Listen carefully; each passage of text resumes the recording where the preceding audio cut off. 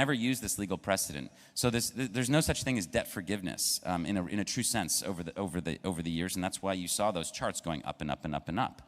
The thing is that's very interesting.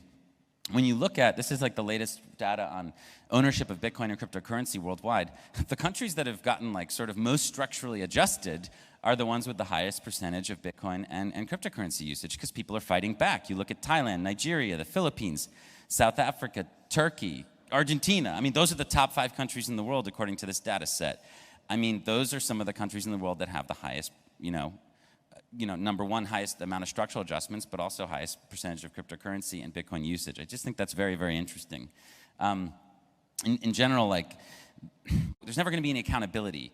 The long, long list of dictators who stole money will never be accountable, and the people always have to pay the debt back. The people have to pay the debt back. There's a concept that my country invented called odious debt. More than 100 years ago, my country fought Spain in Cuba, and we defeated the Spanish Empire.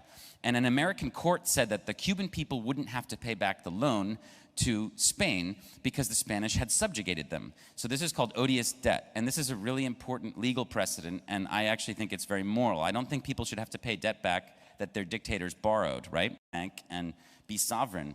But the meta impact of that could be pretty large. I mean, we could be talking about maybe in 10, 20 years coming back here to Ghana, and maybe this continent is running on one currency, and maybe that really disrupts this whole thing. I mean, the last thing I'll say is just, this whole thing is possible because of currency segregation, right? You have some countries that can print money and do paperwork to buy things, and you have other countries that can't. That's the simple way of the world. So my country can do paperwork to buy whatever it wants. Ghana can't. To get tractors or fertilizer or whatever it needs for its economy, Ghana has to sell exports to get hard currency then to buy that stuff. So that changes your society in a particular way. My society doesn't have to do that, and that changes my society in a particular way.